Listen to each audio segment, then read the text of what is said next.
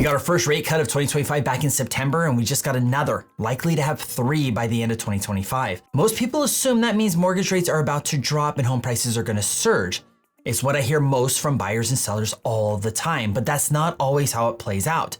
In fact, the data tells us a much more complicated story, one that most buyers and sellers completely overlook. So in this video, I'm gonna break down exactly what happens to mortgage rates, home prices, and the housing market when the Fed cuts rates, and why understanding this now could make or break your next move in San Diego's real estate market. Spoiler alert, just because Jerome Powell lowers rates doesn't mean your mortgage lender's gonna send you a thank you card and a lower payment. If you don't know me yet, I'm Karl Kyler, your San Diego realtor, and I've been helping buyers and sellers navigate the San Diego real estate market since 2004 with all the ups and downs and back and forths.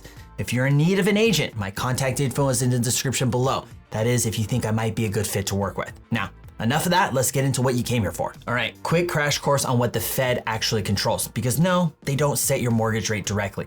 The Federal Reserve sets something called the federal funds rate. That's the interest rate banks charge each other to borrow money overnight. Lenders refer to this as interbank lending. That's their professional business way of saying it.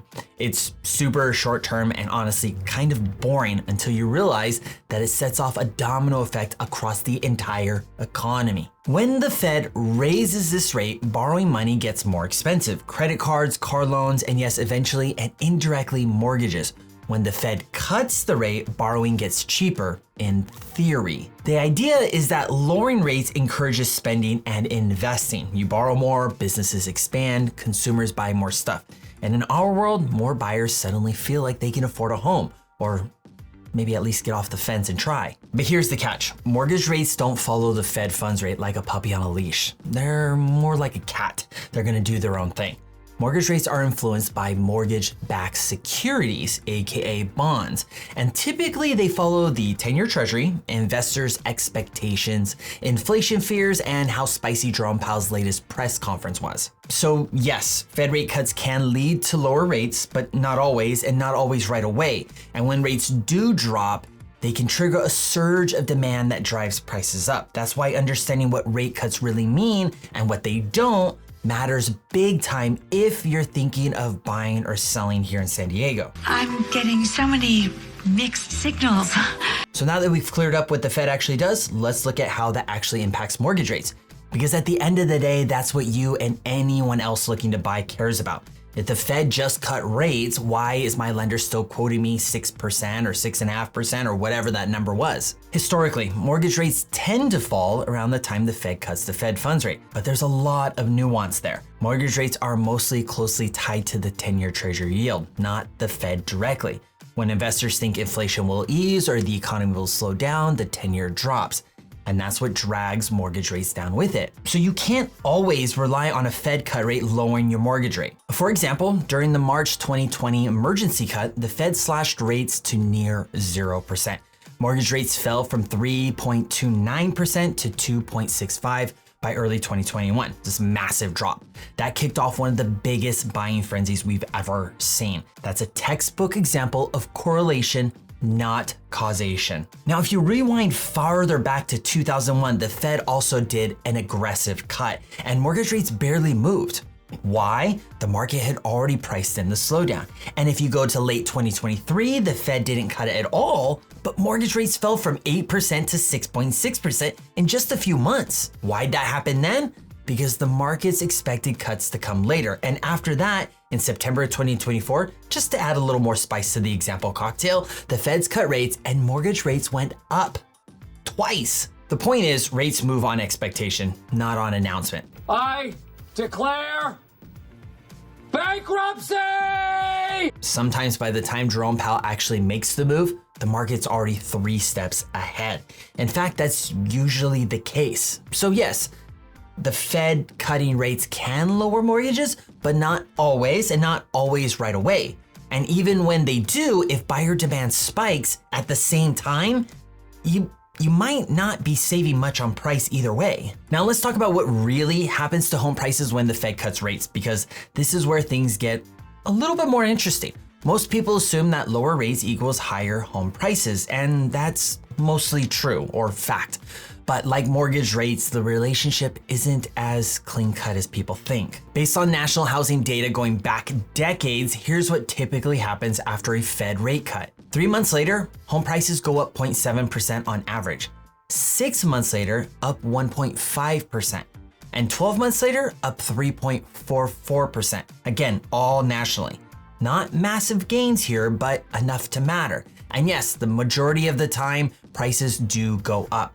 But here's the part that nobody talks about. Roughly 25% of the time, home prices actually decline after a rate cut. Now you might be wondering, why would prices go down 25% of the time if we just made lending cheaper? And that's a great question. It's because rate cuts usually happen for a reason. And that reason is often a shaky economy. So while rate cuts can stimulate demand and lead to price growth, they're also a sign that the Fed is trying to fix something. And if the fix doesn't work, or say confidence is still low, or maybe it takes time for the economy to fix itself after the Fed adjusts, housing prices can stall or even drop. Now let's add a San Diego lens to this because our market doesn't always play by the national rules. If mortgage rates come down and buyers flood back in, but inventory stays low like it is right now at the making of this video, we could see prices spike more than the national average. But if rates fall and let's say inventory rises from sellers re-entering the market or new construction, by the way, don't bet on new construction happening right away, that could balance things out and keep appreciation more modest, or we could also say kept in check. Either way, if you're sitting on the sidelines waiting for prices to drop after the Fed cuts rates, history says you're already too late. So what does this all actually mean if you're thinking about buying, selling, or just trying to make sense of the market here in San Diego? Here's the simple version. Don't base your whole strategy on rate cuts. Yes, they do matter. Yes, they can move mortgage rates and prices, but they're only one piece of the entire puzzle. And like we've seen, the housing market doesn't always respond the way people expect it to. If you're a buyer, waiting for mortgage rates might feel smart, but something to consider is if rates fall and demand spikes while inventory is still tight, prices could go right back up again, and you're not really saving anything. On top of that, if more buyers come back to the market, it means that there's gonna be more offers being submitted on each and every property on the market, and the seller can only accept one. That means all the other offers that didn't get their offer accepted have to hit the market and look for another property. Now, if you're a seller, rate cuts could bring more buyers into the market, but it also depends on how your home is priced, what condition it's in, and how much competition you're facing. Don't assume that lower rates will fix an overpriced listing. That's the biggest mistake sellers make. I could do worse. And if you're a homeowner watching from the sidelines, all of this is still worth paying attention to, because the ripple effect of rate cuts can affect your equity, your refinancing options, and even your future move-up plans. Bottom line, the Fed doesn't control housing prices, but their decision definitely has influence on the direction the market leans. So instead of trying to time everything perfectly, focus on preparing yourself for the window that's coming, whether that means getting pre-approved, prepping your home, or just understanding how all this stuff actually works. And if you're trying to figure out whether now, later, or maybe even next year makes sense for you to make your next move, that's exactly what I'm here for. Feel free to reach out if you want to talk through your options or a strategic, specific plan to your situation. My contact info is in the description below. Be sure to like and subscribe if you haven't already. As always, I'm Karl, your San Diego realtor. I'll see you next video.